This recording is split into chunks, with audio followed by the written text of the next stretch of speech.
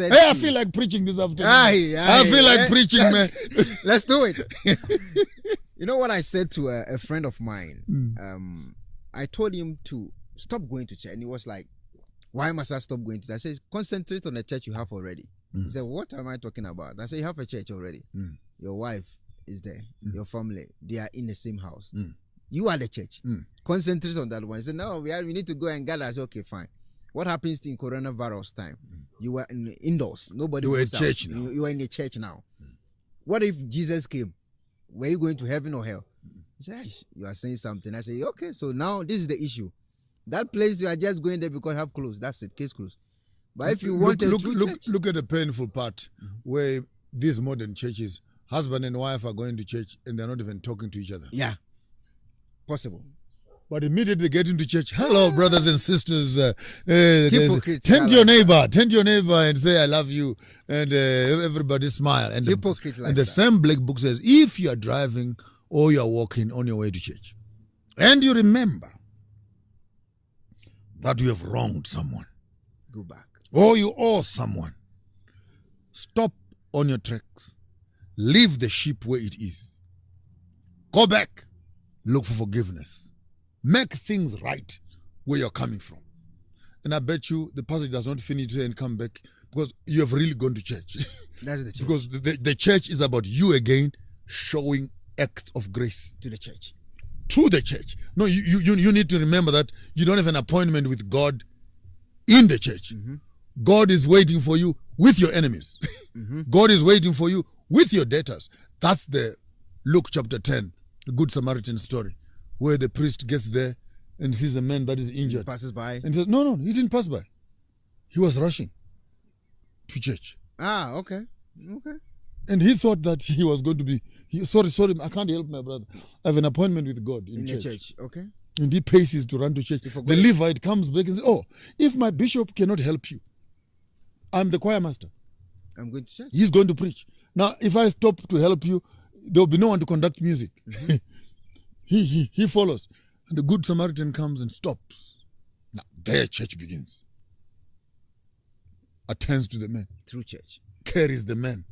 And he gets off his donkey and puts another man who is sick on his donkey.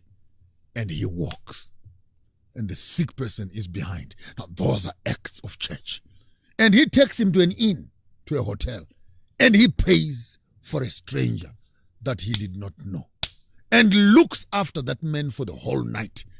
Now, I want us maybe just to play because I'm an artist. Let's just go backwards. So in the evening, when these three people are sitting down, Mr. Priest, sit over there. Mr. Levi, sit here. Good Samaritan sits there. Can I ask you a question? Who amongst you took the church to the people? Who went to church? The church is not ready. Let me not waste your time, young man. The church is not ready for the truth of the Bible. So I've told people, don't waste my time asking me, do I believe in the Bible or what? Because even you, who hold it every week and beat on it as a music instrument, you don't believe it. Yeah. You don't believe a word that is in that book. And you cannot even practice what you preach. So don't come around and ask me, do you still believe in the Bible? Do you still believe in the Bible? Because if I should tell you what the Bible says, I don't think you are ready to listen. I see this as an insult. You can only talk to a pastor before you can talk to God. It's like, let me go to church so my pastor can talk to God, communicate to God on my behalf.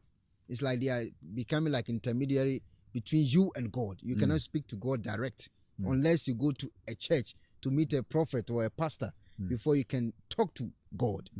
I see this as an insult to me. I don't know what you can say about this one. It is a cooked theology that is very convenient for the pastors because then it gives them exclusive rights over you. Yeah. I met up some young men one day, a pastor actually, on my social page, who says to me, God says this to me. And he's saying stuff about me.